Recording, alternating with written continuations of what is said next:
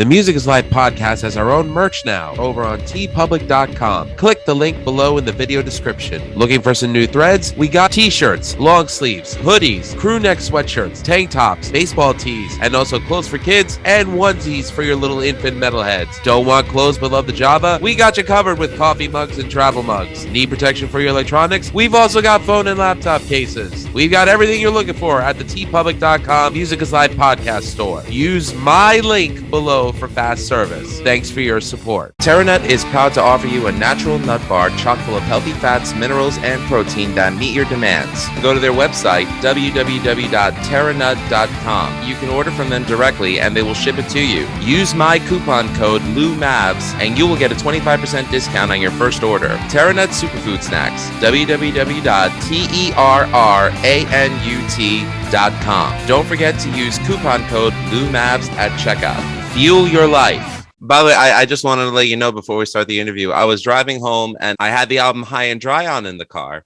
Mm-hmm. And she asked me, Daddy, who's this? I said, this is one of Daddy's favorite bands, Def Leppard, honey. And she goes, I like Def Leppard. And I was like, yes! Raising her right. It's in her genes. I don't think she has a choice. It's in her blood.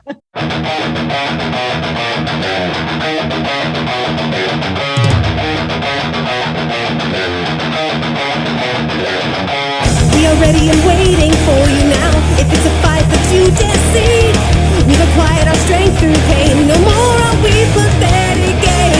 You are the reason why we claim that we've all become this way. And I regret this prison that I've created for myself.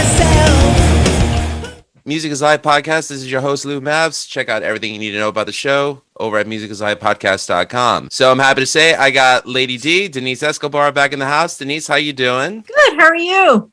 I'm doing all right. Chilling like a villain, eating chicken. No, I had salmon tonight. No, anyways, that was bad. Okay.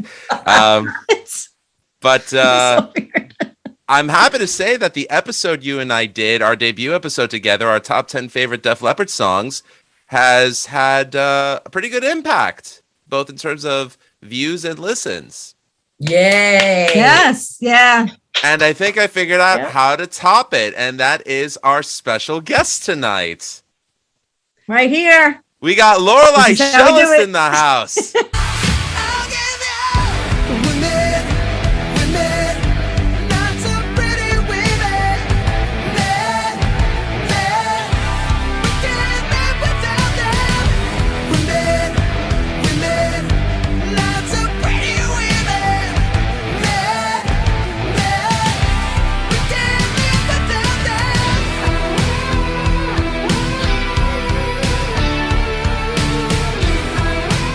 Woohoo! That's me. You got me. Ladies and gentlemen, in the 1980s and 1990s, our guest was a model who rocked the runways from New York to Paris. Having modeled for Chanel and Karl Lagerfeld, among others, she graced centerfolds for the best photographers in the most gorgeous locations. She is currently an author and a fashion designer. Her book, Runway Runaway, A Backstage Pass to Fashion, Romance, and Rock and Roll, is available now through her website, link in the description below. And she has a fashion line, The Dream Dress by Runway Runaway, which is also available, and we'll talk to her more about it. Well, one thing about our guest that most people would know her from is she was in love and engaged to one of the musicians who influenced a generation of musicians, especially guitar players. And that man is Steve Clark of Def Leppard, for whom she has won the love and admiration of Def Leppard fans around the world, including us. Mm-hmm. Ladies and gentlemen, Denise and I are proud to welcome to the Music is Live podcast, the one, the only, the lovely Lorelei Shellis.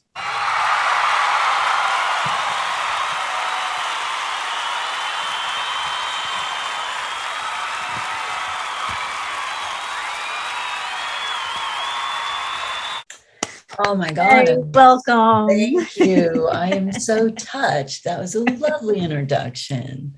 And it's, it surprises me to hear, some of those things, because it just makes me happy that, you guys feel that way. Good. Yay. Well, it's not every day I'm in a Zoom call with two beautiful women, so yay me. Keep dreaming. All your dreams coming true. Lorelai joins us today on Zoom. And again, thank you so much for joining myself and Denise on the podcast. Oh, honey, you're welcome. Thank It's you. fun. So we have a list of questions that we want to ask you, all about you, your life, your career. And again, I just want to say one thing. Buy this book. It is such an incredible read. It is. And if you want to listen, because I listened to it and I liked that better than possibly reading it because it was your you did? voice. Oh, you did Yeah. got the Audible version? We both the listened to Audible the version. Audible version. Yeah. Because I like my listening to God. the author narrate it. I love that. Yeah. Thank And that's you. why your voice, because I was listening to your voice for so long and I feel like I know you. Laura, seriously, you are so good at reading books, not just your own. I mean, Yeah. you should be like a novelist, like speaker for like Harlequin novels. I mean, you're so good. Oh, wow. Thank you. That's so cool. You know, I did that by myself. Like I had a friend who set me up with the microphone and whatever needed to be plugged into my computer. And I would just go in to this room downstairs in this basement apartment here where I live. And I would just put these headphones on and just read for until my tongue started to twist, and then I'd stop, and then I'd go back in. But I had done voice work before. I had done a lot of commercials when I was living in Nashville during the 90s. I used to do. They'd call me in to do the commercials for like the new Ty Hendren album had come out or something like that, or I would do little jingles. And so I started getting, using my voice and getting paid for it. And I loved it because I didn't have to go put on makeup because I'd been a model for all those years. And it was like going to work was a lot of work, Here all I had to do was show up and open my mouth and, and I was making money and they would pay well. And so, but then I moved back to LA, and in LA, there's just so much more competition. I mean, and not only that, voiceovers now, most narrators are all highly paid actors. They want voices that everybody knows, like, Matthew Morgan Freeman. Yeah, and Matthew McConaughey, and yeah, exactly. So you'll hear the same voices, and they're making a lot of money. And I'm like, hey, wait a minute, you guys had a movie career, like leave some work for the rest of us. You have to do everything. You have to take everyone's job. So anyway, come on, man, people got to eat. Give some work to Lorelai. Come on. Yeah, no, but it was like, so I didn't pursue it as a career. But then when it was time to do the book, and there was the availability of doing Audible books, it had just started. So I figured, well, yeah, I'm going to be the one to read it. I wasn't going to pay someone. It was costing me enough money to write the book. It's like, it takes a lot of time and, time that you're not working, to put into a book like that, or any kind of book, I think. I wanted to ask you though, who did the interstitial music in between the chapter breakdowns?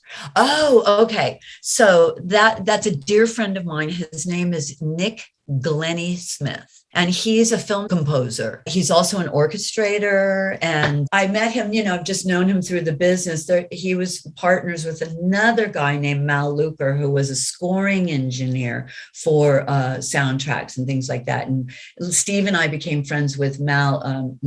I was already friends with him. I introduced Steve, and we were all friends, and he lived in Munich at that time. He and Nick and all of us live in the same area. And we all just became really good friends. And so if you Google Nick Glennie Smith, you'll see more about what he's done. He wrote the score for the film Secretariat, the one. The horse. One about the horse. Yeah. And he did there was a Mel Gibson movie. We were soldiers. We were soldiers. Oh, yeah. Really? Yeah. And some other really wow. great films. And there was one piece that was actually, they used at Ronald Reagan's funeral when he died, that came out of, I think it came out of We Were Soldiers. Yeah. He's a really talented guy. So anyway, he was actually living in I have an apartment building. I have 4 units. And so he was renting one of the units, and he had his whole music scene there, his boards and stuff like that, because he actually lives in Virginia with his wife and kids, they're all grown. Anyway, he's the guy who wrote that song, that music. And another girlfriend of ours actually sang lyrics to it. And her name is Christy Rose, and she's a torch singer from Nashville. And so that was the music that was in between. That's cool. That's very cool. Because of my busy life and schedule, especially with raising a 3-year-old, I never really have a chance to sit down and read a book. But I do listen to plenty of audio ones, especially ones that are biographies. I prefer biographies the most because I love learning about people. And I think I speak for myself and Denise. We became so engulfed in everything that your book had. And we were just like, my God, this woman lived like the lives of like 10 lives in one living. Like 10 and it's people. just, Yeah. you know, I mean, you are a warrior. You are a freaking warrior is what you are. Wow. Well, that's empowering. And I got to be honest with you. I thank you, because like there are some days where you really need to hear that. And today was kind of one of those days. I woke up this morning and I was like kind of in a funk, and I was kind of a little grumpy with Larry, and he was like, God, what's up? And I was like, I'm taking Iggy for a walk. And I went out and I walked with Iggy in the park, and I went, gosh, I don't know. I just felt like I was grumpy. And why am I? Like, he didn't do anything. I wasn't mad. And I was just like in one of these moods. And I came back and I put my arms around him and I go, I'm sorry, you're right. I mean, I don't know what's wrong with me. I'm kind of in a mood. I don't know what it is. Then I just felt like some emotion coming forward. And I thought, and I started to get teary-eyed, and I thought, wow, what is happening? And it's like, for the most part, and I think we all work hard at sort of keeping in an up mood every day and like getting on with life. And, when stuff is hard, you just soldier on through. But there are those days where you go, I think I just felt like, I just need to release this, Right. So lovely to hear you say that, because it helps me to keep soldiering on, Awesome. There's a lot to do in life, So we will start with the questions. So your book, Runway Runaway. That is a tongue twister, but I know, right? I'm glad I got it right in the intro, which is available on hard copy, PDF, and audio format. Is a great read and is an honest look into the life that you lived. Modeling, music, jet setting around the world, overcoming adversity, both in terms of family and relationships, loss, neglect, and dealing with toxicity in situations that others can relate to. You left no stone unturned with this book. How important was it for you to put all those details into in your life into literature? I don't think that I ever felt like that I was doing it because I thought it was important, but I did know that I felt a calling to have to tell the story because it wasn't something I wanted to do in the first place. Like, other people talked me into it. And really? Actually my vocal coach in Nashville back in the 90s, when I was living in Nashville, I went there to learn songwriting and singing. And I was playing music there and traveling around there, that part of the world, of the country. I had this singing teacher, and I went in and said to her, they want me to write this book, and I don't really want to, I just don't want to go through it again. It's been 10 years now since Steve died. And I'm really trying to get over it. And these fans had shown up on the internet because it was about 1998, 99 when the internet started happening, and all you Def Leppard people were like all over it. Like, I was just learning how to use it, and you guys were all over it. And they just kept saying, they're on the internet and they're talking about you, and they know that they want to know about Steve, and you're the only one that really will tell us anything. And so, and I thought, oh, and so then I finally thought, okay, well, I had a friend who was a writer, and I said, Beverly, she's in Nashville. She teaches writing and music business in Murfreesboro, Tennessee University. She said, I'll help you write the synopsis. And so I said, okay. Meanwhile, I was learning how to write songs. I had been trying to write songs, and I always had too much to say in these songs. I couldn't write short verses. So like I talk, right? So I decided, she said, let me help you write the synopsis. So I sent that synopsis. I sent a package together to New York to some literary agents. And I actually got called in by a literary agent. And this was in like 1999. And my title for the book was Life After Death. And it was about, Oh, how do that's we very go clever. on, right? Yeah. And it was the Steve Clark story. And I went in. I just got that. Holy crap. That's an awesome title. Oh my God. Yeah, that's very clever. I like that. Yeah, someone's probably going to steal it. If I don't, but whatever, you know, when an idea I'll split the royalties with you. It's okay. Out there if you want. So this literary agent, and I go in and I meet with him and everything. And he said, you know, we like your idea and we like your synopsis, but we don't like the title. We want the book to be about you. And I said, what are you talking about? Why me? Like, nobody knows me. Everyone knows him. And, you know, who's going to care about my, you know, who's going to want to know? And he said, there are women out there that want to know your story and what you went through. And guys. And it was during the time of like when Oprah had her book club. This was in like late 90s, book club on Oprah and blah, blah, blah. And there was that whole scene was going on. And he's like, you need to, go back, you know, give it a new title, rewrite it, tell me what your experience was, and then we'll talk. So I went back to Nashville and I was like, oh God, are you kidding me? Like, who wants to read a story about me? And I was kind of saying this to my vocal coach, to this lovely spiritual woman who just I really looked up to. And I said, Anna Marie, they want it to be about me and they want me to change the title. And, you know, who's interested in my story? And she goes, I am. And she was maybe in her 40s. She goes, I don't know anything about what it's like to live out on the road. I don't know anything about what it's like to be a model and to travel from city to city and wear designer clothes. I don't know anything about what it's like to be engaged to a rock star. And she said, you know, I'm sure a lot of women like me that would like to know that. And she said, you kind of owe it to us. So she guilted you. Yeah, pressure. No pressure at all. Nice. And she was my singing teacher, right? So she was my vocal coach. And so I was like, God. And so I went home and I thought, okay, I'm going to rework this thing. So I reworked it and changed the name to Runway Runaway. And then I went back to work on it. I was in contact with this literary agent. And at the time, it was really a good thing to have a literary agent, right? And I had a couple of friends who had books, were having books published. And so I said, here I am. I was finishing the final touch of it. And September 11th happened.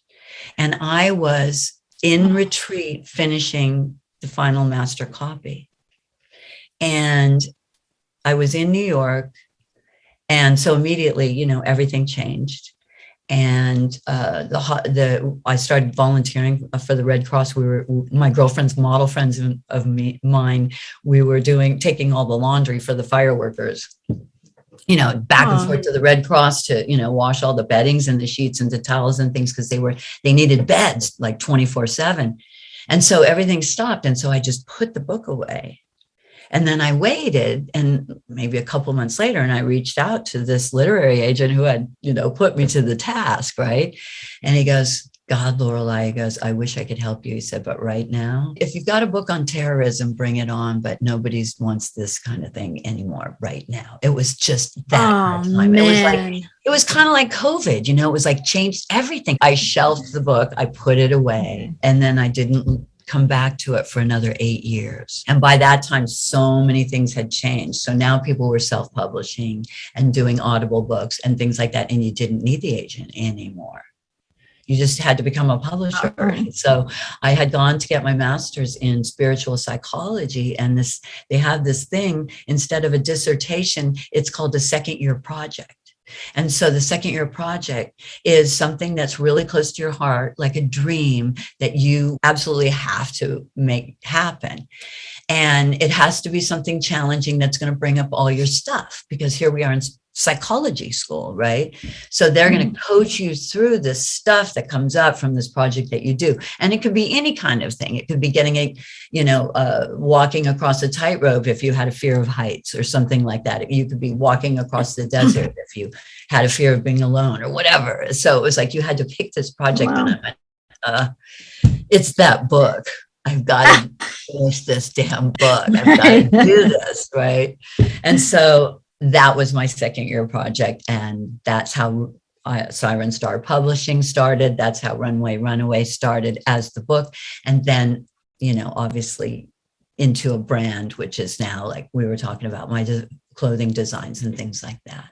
Yeah.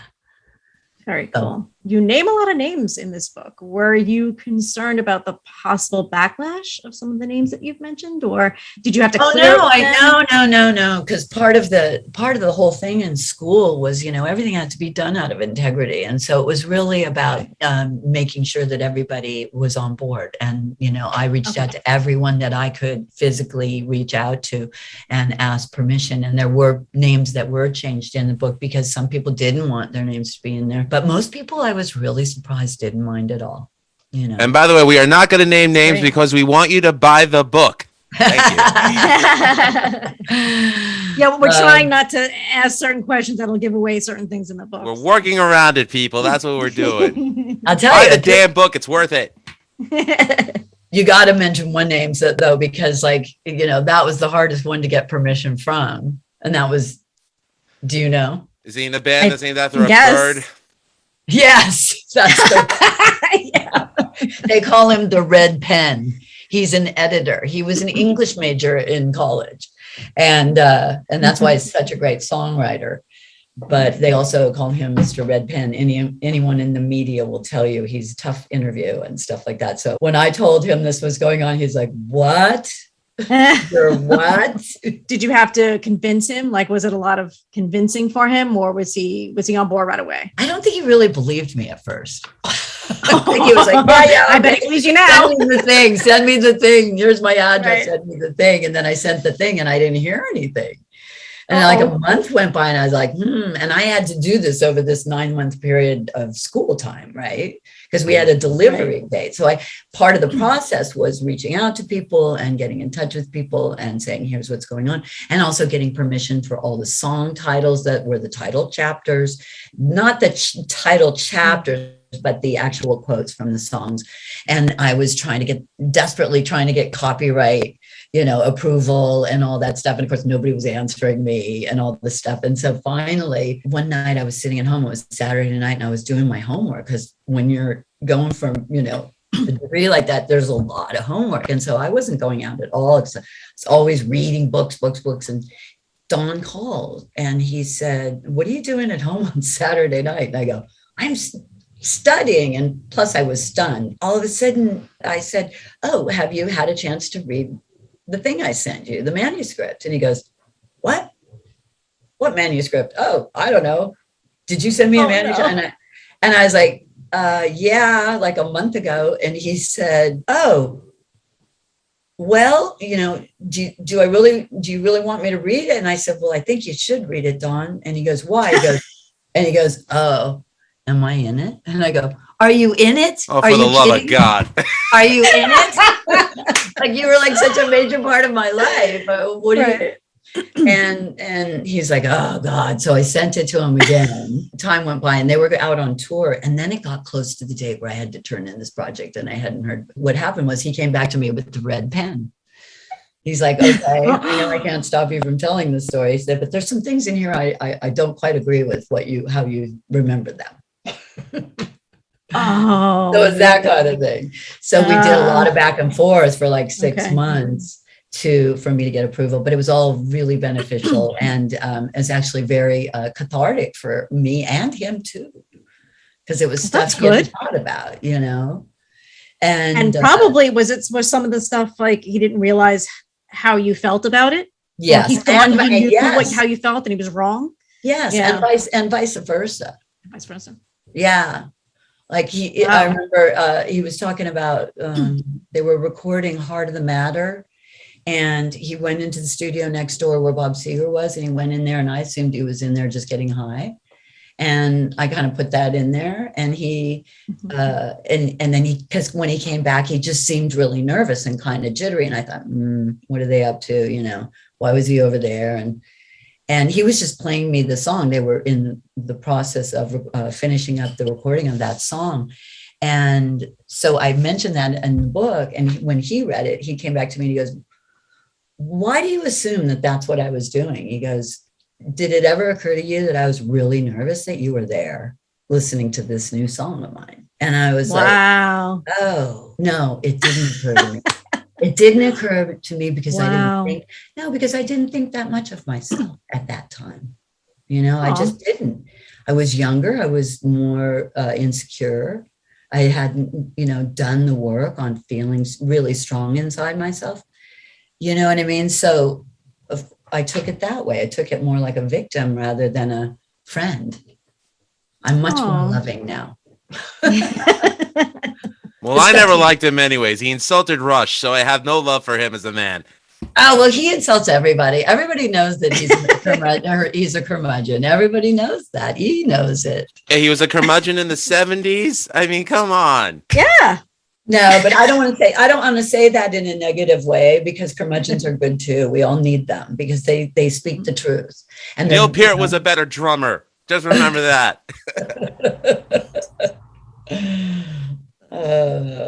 Although I do love that Boys of Summer song. I'm not going to lie. It's that's a great song. Yeah, it meant a lot. That song actually meant a lot to me growing up and driving out to Long Island with the family in the summertime.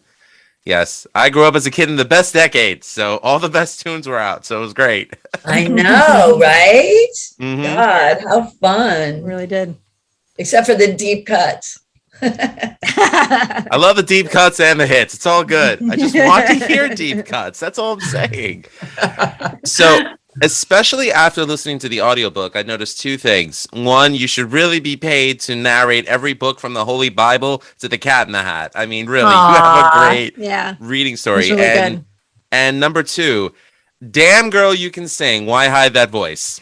Aw. Well, it was, you can't do everything. You can't do. I mean, I think that I'm talented, and I love to be creative. So I love to try everything. So I can't really be excellent at one thing because I'm trying to be great at everything. But you did release a song, right? Call Your Name. And I miss you when the sun comes up, the moon goes down. I miss you when I'm home alone or out on the town. You prayed for your courage and drowned in your pain. Did the angels or the bottle call your name? Yeah, I did recording when I was living in Nashville. I told you I was there songwriting and, working on my voice and doing all of that then. But then after I moved back to California, I started looking after my parents, and I had to put the book away. I'd spent a couple of years writing that manuscript, and then I put it away. But during that time, I wasn't working as much because it cost money to, you had to take that manuscript, you had to, send it out to all these people, you had to print it, ship it, all that stuff. This is all stuff that you pay for, right? And so I moved back out to California. My parents were in San Diego, and I had to go back into modeling. So I got my agents in San Diego and my agents in Los Angeles to put me to work. And so I started working. And at the time, I think I was about 41 years old at the time. I thought I was going to be done modeling by the time I was 40, right? But life shifted, things changed. And all of a sudden it was like, oh, I guess I'm still doing this. And I was really grateful that I still could. Plus I was in this age stage where middle age, not middle age, but 40 something was now starting to be more popular in advertising and media. Right? Just like there's a whole category for people in their 60s, 70s, and 80s. But I'm not ready to let my hair go gray. I'm too vain. No, I like being a redhead. It goes with my personality, but it's going to happen. It's going to happen. Like, we all have these stages of life that we go through. And that book is really about one stage. What a stage it was. Yeah. I mean, what a stage. That's true. multiple Definitely. stages. There were multiple stages. Multiple, yeah. All life's a stage.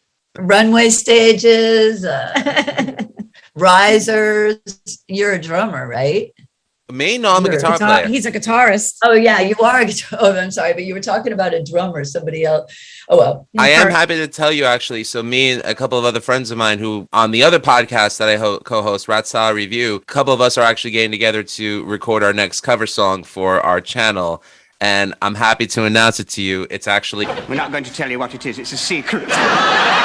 Oh really? You're gonna cover it? We're going to cover it. And Yay, good I'm for like you. so excited about Nice. this. I've always wanted to do one of my favorite Steve solos. So it's a big trip for me. I can't wait to share it with everyone once it's out. But until then, enjoy our other covers of Kiss and Alice Cooper and Van Halen and other stuff. You know, it's just, it's fun for us. You know, it's something we were doing during the pandemic was just, you know, being able to do that and just kind of like collaborate. And like you recorded on GarageBand, your podcast. Let's not, you know, take anything away from it. You did a great job doing it. That's what we use to record the songs with too. It's not a big secret, people. GarageBand's an awesome tool. Yeah, well, Nick Huntington helped me set that up because I would have had no idea. But if you guys are, you know, really into it, I'm just not that technical. Yeah, you'll learn. We learned it. We were both instructional designers of Icon. We were like, Denise, do we know what we're doing? No, let's learn it as we go along. Yeah, right, You just gotta that's fumble through it. Fake Yeah. it till you make it. That was our phrase. Fake it till you make it. Keywords. Fake it till you make it. So this is a Can I bit of a- answer your question? I can't remember what it was. No, you answered it. You answered it. Oh yes. But so the details of your modeling career remind me a lot of what Denise and I witnessed on a lot of reality shows that we used to broadcast on MTV and VH1, particularly the modeling shows where you have I'm going to flat out say it, the ugliest and creepiest people telling young girls things like, you're too fat, you're too short, your nose is crooked, go get braces, fix your teeth. Granted, it's an industry that Denise and I have no experience with other than what we see in print and on TV. But to the average person looking in, we can't help but think, oh God, that's horrible. How superficial, or no decent human being should have to be put through that. Or when it comes to the model itself, why would they allow that to happen to them? It kind of like triggers questions like that. Yeah. And there is one thing from the book that rings true, which is also, it rings true in other aspects of establishing a career in fashion or entertainment, that certain businesses are all about rejection, meaning it doesn't matter how many times you hear no, it only matters when you hear yes. Have you noticed any substantial positive changes in the fashion industry from when you started until now? It's definitely evolved in a better direction as far as exploitation. And, you know, when this whole Me Too movement thing started happening with these actresses, I just remember watching and going, really? Like that happens to us all the time. And it has been since the beginning. I mean, if you started to ask models about sexual harassment, forget about it. I mean, we could go on for hours and hours and hours. But the thing was, you had to learn to be tough. You either had to learn, and that was one of the reasons why I wanted to talk about it in the book, was just that, if anybody had told me more and prepared me more, then I would have been, much more savvy on how to deal with those people. Because what happens is they dangle these carrots. You want to be successful. You have bills to pay. You want to, be with the stars. And, as far as like your girlfriends, like some of your best friends might be more making more, getting more bookings than you. It's a competition thing the whole time. Right. And so they dangle the carrots to help make it easier for you. And it isn't easier for you if you sell your soul to the devil. And I was not going to do that for fame. Some of my girlfriends did, and some of them ended up dead, and some of them ended up depressed, and some of them ended up alcoholics. Some of them ended up okay. I think I ended up okay, but I never would do anything for work or for favor or something like that to enhance my career. And so therefore I didn't get the best of the career either. But I certainly found myself in a lot of positions where I was put up against that. And the only thing was I was so kind of headstrong and stubborn. I was a runaway, right? I was like a punk. And so when I said no, they knew I meant no, right? But had I been more savvy, I might have finessed them a bit and just got them to like me anyway. And then, and therefore help promote my career. But I wasn't savvy enough to be like, oh, I'm really flattered. Thank you so much. But, I'm not available that day or whatever. And you remember the part in the book where the guy, the agent calls me up on the first day that I'm in the agency, and he goes, "Yep, that's exactly what I was thinking of when I asked this question. You want to have dinner tonight?" And I said, Right. "Well, yeah, I'd love to." I said, "But I have a boyfriend." Right. And he's like, "I did not call to talk about your boyfriend," And I swear to God, after that, he put me on a shelf. He kept me in the agency so no one else could make money off of me. But he did not promote me to his friends. And by the way, that particular guy right now is, there was a thing in the New York Times a couple of weeks ago. He's being investigated now for all that. I'm not surprised. I just want to say karma never forgets an address, people. Just remember that. It's true. That's true. No, you're right. You're the voice of reason, and it's true. Everything comes back around. I also feel like those type of people, even if you were savvy and tried to get on the good side, I still don't think that if they didn't get what they wanted, that they would still be done. There are just some people who are just, nope, I want this. And if you're not going to get it, give it to me. I don't care how nice you are. I don't care, whatever. I'm putting you on a shelf, like you said. That sounded like a lot of the stories that you told, that sounds like how these people were. So the fact that when you were like, it was a hard no, and you were like, no, yes, you go, you tell them, don't let them don't let them try and drag you into that. I was like, yes. I was so proud of you. It just got to be like, don't even bother with Lorelai. But they, in Italy, it was fun because they liked having me at the parties. They thought I was funny. And I learned the language, so I was able to joke around in Italian, and they liked that too. Right. So I was always invited, and included and stuff like that. But in Paris, it got harder, and they're all buddies with each other. New York, Milan, Paris, all these agents, they're all like in it together. It's kind of like a mafia. It is. Yeah. Jeez. But I mean, really, I was just like so proud. I mean, I was a geeky kid from Queens. I had been bullied. I stood up to my bullies. So when I saw that you stood up to your bullies in your book, I was like, yes, go girl, screw them. Not literally, but I mean, like, screw them. Vaffanculo, as they say in Italy. You gotta, no one can let themselves be bullied. Absolutely. It's tough. You gotta stick to your guns. Yeah. Amen to that. If you could give any advice or warning to young kids out there who want to enter this path, what would you say to them? Based on your experiences and things that you've had to come face to face with.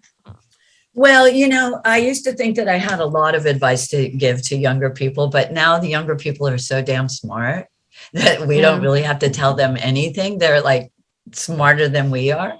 But it comes to wisdom. I wish that, I could pass on some wisdom, and that would be to just really inform yourself and make sure that that modeling is a business, and that to be a professional model and to be in business for yourself, you are a self-employed person. So every decision you make has to do with your own success. And so making the right decisions as far as agents, photographers, where you invest your money into it, and making sure that you're working with people that you can trust. Then if anybody tries to hit on you or anything like that, just learn how to give a nice, polite, diplomatic, no, thank you, but thanks anyway. Just kind of, right. Just be graceful about it, and just be, and don't talk about it, just handle it. That's the thing. Like when I watched this Me Too movement thing, what I see a lot was there were a lot of opportunities where some of these gals kind of knew what they were walking into. And why were they going Okay. in the freaking first place? Like, how about everyone take accountability? Do you know what I mean? Okay. Women Yeah, have to take accountability too. If they can't step up and say no to things like that, I knew when I would be invited to parties and things like that in Paris with the agencies or the photographers, that there was going to be this kind of thing, because it had already happened to me when I was like 17, when I got taken down to that island. So it's like, okay, I knew what was happening. And so I wish that they be informed that they may be in these situations and how to deal with that. So they know that while going in there, okay, when this happens, here's what I do. It's like, if you have to take self-defense, take self-defense, Right. I already plan on signing my daughter up for Taekwondo lessons, so don't even worry about that. Yeah, exactly. Gosh, a dad has to worry, about his daughter. I'm sure it's a great way to empower her. And that's the thing, you have to empower yourself. And then the other thing that I would say is to also empower yourself from the inside out, because it's a very insecure business. And the reason why, and something you had said earlier, that a lot of girls allow themselves for things like this to happen to them is because they don't have the confidence in the first place. So they don't have the confidence to stand up. They don't have the confidence to think that they're worth more. You know what I mean? It's about worthiness. So there are a lot of self-love. Yeah. So there are a lot of girls in the industry. I mean, let's face it, I was a runaway. I was, looking for attention. We're all out there for a reason, and it's just a vehicle to have your life's learning.